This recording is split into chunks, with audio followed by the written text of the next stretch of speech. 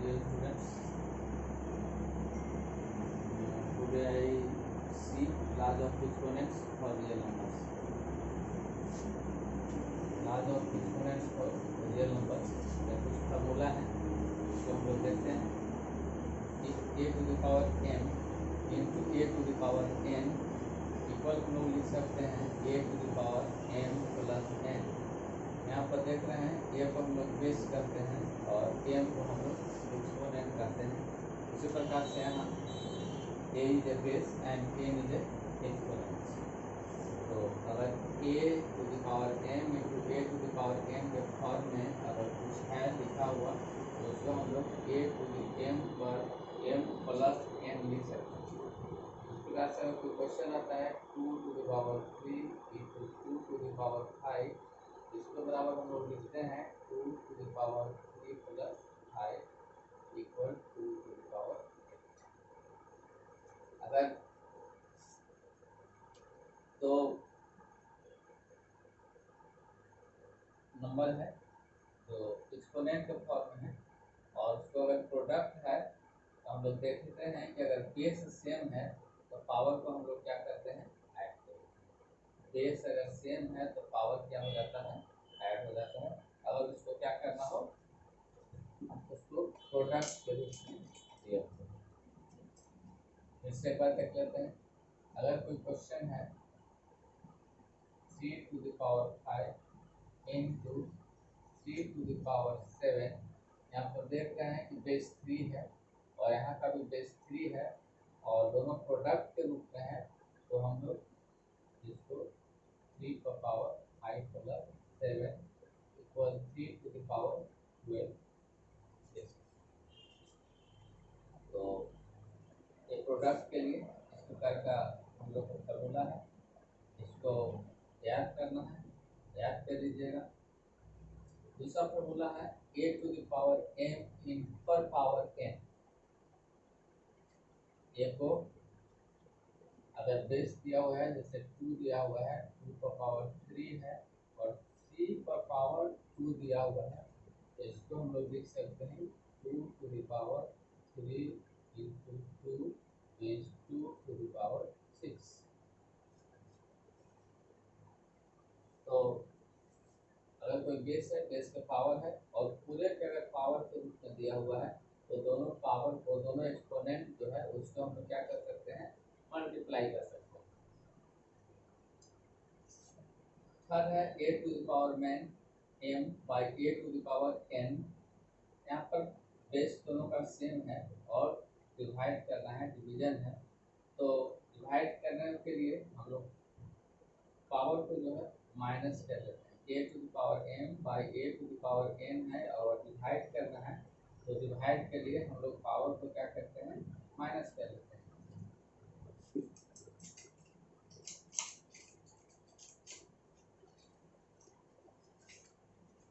Example हम लोग लिख सकते हैं 2 to the power 6 by 2 to the power 3. इसको हम लोग लिख सकते हैं 2 to the power 6 minus 3 equal 2 to the power 3. तो ध्यान देंगे हम लोग कि अगर बेस सेम रहे तो पावर को हम लोग क्या कर सकते हैं माइनस कर सकते हैं. यहाँ पर a to the power m into b to the power m. यहाँ पर हम लोग देख रहे हैं कि दोनों का बेस अलग है लेकिन एक्सपोनेंट जो है वह सेम. दोनों का बेस जो है अलग अलग है, एक का बेस a है और दूसरे का बेस b है, but exponents are n on both. So we can write ab to the power m. अगर 2 to the power 3 into 5 to the power 3 है, तो इसको हम कंबाइन भी लिख सकते हैं 2 into 5 पर पावर. इसको सिंप्लीफाई करेंगे तो इस प्रकार से लिख सकते हैं.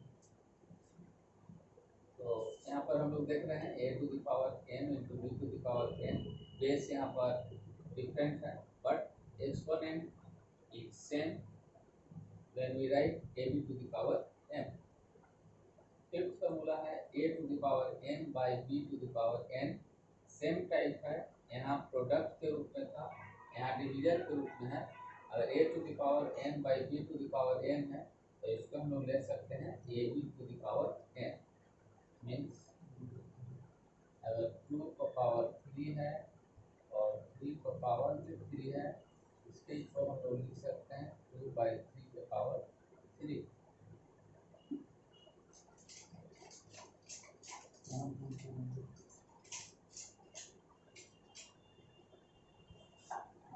और लास्ट है a to the power 0 equal, अगर कोई भी रियल नंबर है जिस पर अगर पावर के रूप में 0 है उसके बराबर हम लोग 1 लिख सकते हैं। किसी भी बेस पर अगर एक्सपोनेंट 0 है तो उसके बराबर हम लोग क्या लिख सकते हैं, 1 लिख सकते हैं। तो यहाँ पर हम लोग देखें ए और बी को हम लोग बेस मानते हैं और एन जो है उसको क्या मानते हैं, एक्सपोनेंट। अब अगला है meaning of a to the power -n where n is positive integer। a to the power -n where n is a positive integer। Process को ड्राइव करते हैं a to the power m by a to the power n। तो आप लोग पढ़े हैं कि इसको हम लोग लिख सकते हैं a to the power m minus n। यहाँ पर हम लोग ले रहे हैं कि m is greater than 0 and m n are positive integer। m जो है 0 से बड़ा है और m n जो है क्या है, positive integer. Putting m equal 0, m के जगह पर अगर हम लोग 0 बिठाते हैं तो a to the power 0 minus n equal a to the power minus n। इसको हम लोग लिख सकते हैं 1 by a to the power n, या 1 by a to the power n को हम लोग लिख सकते हैं a to the power minus n। तो so law of exponent is shall also apply to negative exponents। तो इसको हम लोग नेगेटिव एक्सपोनेंट के लिए भी अप्लाई कर सकते हैं। जो फॉर्मूला है उसको नेगेटिव एक्सपोनेंट के लिए भी अप्लाई हो सकता है। अगर पावर कहीं नेगेटिव के रूप में है तो उसको हम लोग लिख सकते हैं, अगर 2 to the power -6 है बराबर हम लोग लिख सकते हैं 1/2 to the power 6। और इस प्रकार इसको हम लोग क्या कर सकते हैं, सिंप्लीफाई कर सकते हैं। और नोट n रूट a अगर कहीं पर लिखा हुआ है n रूट a है तो a इज ग्रेटर देन 0, जहाँ पर a जो है 0 से बड़ा है तो इसको हम लोग लिख सकते हैं a to the power 1/n। जैसे अगर इस तरह से लिखा हुआ है 6/2 तो इसको हम लोग लिख सकते हैं 2 to the power 1/6। क्या लिखा हुआ है 7/3, इसको हम लोग लिख सकते हैं 3 to the power 1/7।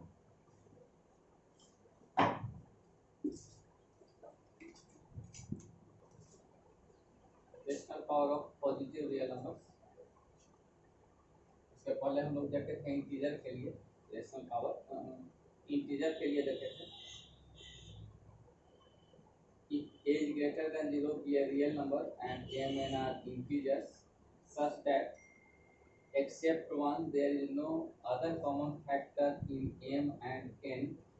m और n में एक को छोड़कर के कोई कॉमन फैक्टर नहीं है, कहता है there is no other common factor in m and n and n is greater than 0 then a to the power m by n, a to the power m by n is defined as a to the power m by n। इसको लिख सकते हैं n root a to the power m और इसको लिख सकते हैं n root a to the power m। Means nth root of a with exponent m। यह जो है nth रूट है a का विथ एक्सपोनेंट m। तो अगर a to the power m by n लिखा हुआ है तो इसके बराबर हम लोग लिख सकते हैं n root a to the power m और इसको सिंप्लीफाई करते हैं तो n root a to the power m। यह जो है वह nth रूट है a with exponent m। And general exponent law जो आर एज फॉलोस। तो जनरल एक्सपोनेंट ला जो होगा वह इस प्रकार हो जाएगा if a is greater than 0 is a real number and p and q are rational number। यहाँ पर p and q जो है रेशनल नंबर है, और इसमें पहले जो हम लोग देखे थे एक्सपोनेंट लॉग में, उसमें जो था वह इंटीजर था, पॉजिटिव इंटीजर। तो जिस प्रकार उसमें था उसी प्रकार का रूल इसमें भी है। अगर a to the power p into a to the power q है equal a to the power p plus q हो जाएगा। अगर रेशनल नंबर के रूप में है, अगर हम लोग लिख सकते हैं 2 to the power 2/7 into 2 to the power 5/7। तो इसको हम लोग लिख सकते हैं 2 to the power 2/7 प्लस 5/7। तो सिंप्लीफाई करेंगे तो 2 to the power 7/7 और 2 to the power 1। तो जैसा रूल उसमें था वहाँ पर इंटीजर हम लोग ले रहे थे, यहाँ पर हम लोग रेशनल नंबर ले रहे हैं।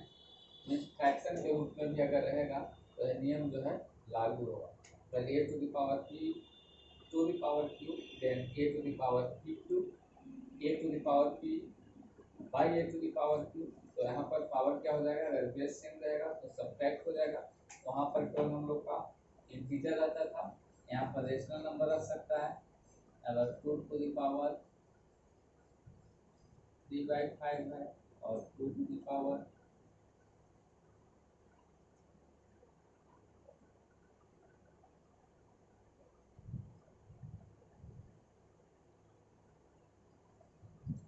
2/7 है, तो इसको हम लोग लिख सकते हैं 2 टू द पावर 3/5 माइनस 2/7। इसको सिंप्लीफाई करेंगे। Problem based on properties of rational and irrational number. तो रेशनल भी आप जानते होंगे, इरेशनल भी आप समझते होंगे। तो उसी पर आधारित कुछ क्वेश्चन होता है, उसका कुछ वर्किंग रूल हम लोग देखते हैं। पता है use the following information which ever is required. जो जहाँ पर इंफॉर्मेशन का रिक्वायर्ड होगा वहाँ पर उस इंफॉर्मेशन को हम लोग यूज करना है। सभी जगह सभी इंफॉर्मेशन का यूज नहीं होगा। तो पहला कहता है कि सम और difference of a rational number and A irrational number is always a rational number. कहता है कि अगर सम हो या डिफरेंस हो रेशनल नंबर का और इरेशनल नंबर का, तो वह हमेशा जो होगा वह इरेशनल नंबर ही होगा। ऑलवेज भी है इरेशनल नंबर। एग्जांपल देखते हैं। अगर 2 प्लस √3, आप 2 को देख रहे हैं रेशनल नंबर है, और √3 जो है वह इरेशनल नंबर है। इसका सम जो है वह क्या होगा, इरेशनल होगा। उसी तरह से अगर इसको डिफरेंस भी लेंगे 2 माइनस √3, वह भी क्या होगा, इरेशनल होगा। तो कहता है सम और difference of rational number and irrational number is always an irrational number. तो इस तरह का सम कहीं भी दिखाई देगा या डिफरेंस कहीं भी दिखाई देगा या उसका एग्जांपल लिखना होगा, तो हम लोग इस प्रकार से लिख सकते हैं। और हमेशा क्या होगा, इरेशनल होगा। इस बात को हम लोग को याद रखना होगा। सेकंड कहता है product of a non zero rational number and A irrational number is always an irrational number. कहता है प्रोडक्ट अगर गुणनफल में है रेशनल का और इरेशनल का, तो हमेशा क्या होगा, 2√3 इरेशनल। तो जहां भी प्रोडक्ट होगा रेशनल का और इरेशनल का, वह क्या बनेगा, इरेशनल बनेगा। एक्सेप्ट कहता है यहाँ पर नॉन जीरो रेशनल कहता है। नॉन जीरो रेशनल अगर जीरो लेते हैं तो जीरो में अगर √3 से गुना करते हैं तो जीरो हो जाएगा, और जीरो जो है वह क्या है, रेशनल हो जाएगा। तो जीरो हम लोग रेशनल में नहीं ले सकते हैं, एक्सेप्ट जीरो।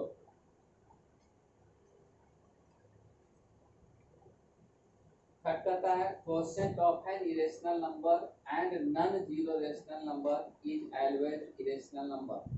क्वोशिएंट भी कहता है irrational number and non zero rational number.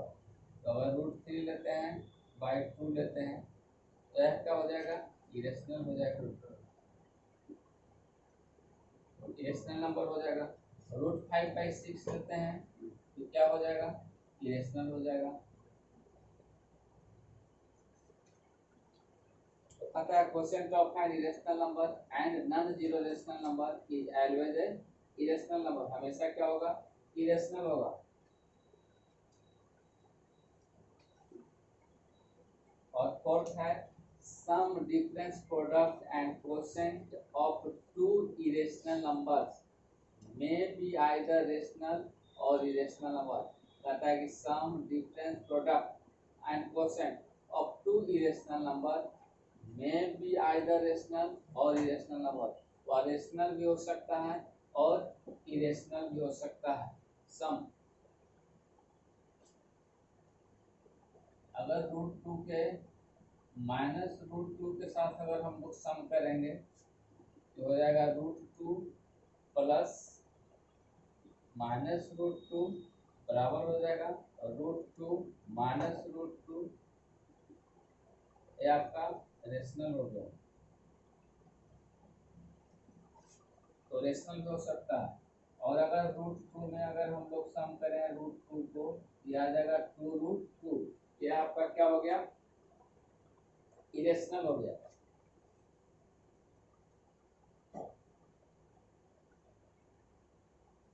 तो यहाँ पर कहता है कि सम जो होगा वह क्या होगा, रेशनल भी हो सकता है, इरेशनल भी हो सकता है।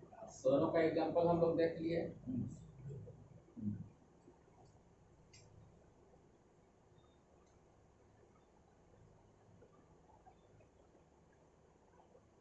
डिफरेंस कहता है अगर √2 में से अगर √2 को हम लोग घटाते हैं तो 0 हो जाएगा, यहाँ पर क्या हो जाएगा, रेशनल हो जाएगा।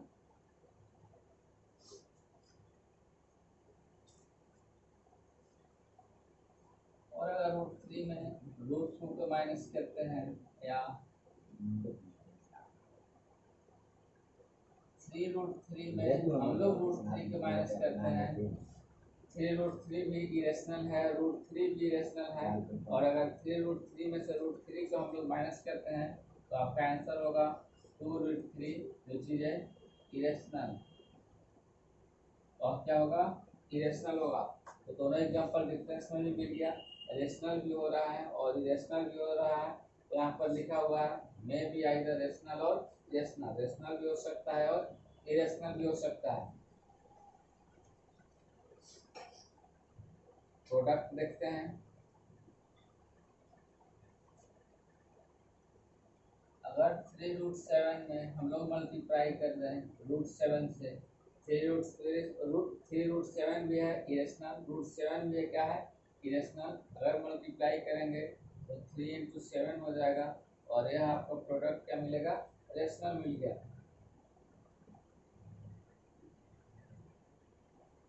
उसी प्रकार से अगर √3 में √2 से मल्टीप्लाई करते हैं तो आपका आ जाएगा √6, जो कि आपका क्या है, इरेशनल है, इरेशनल है। तो अगर हम लोग मल्टीप्लाई करते हैं इरेशनल में इरेशनल से, तो रेशनल भी आ सकता है और इरेशनल भी आ सकता है। बहुत का एग्जांपल हम लोग देख लिए।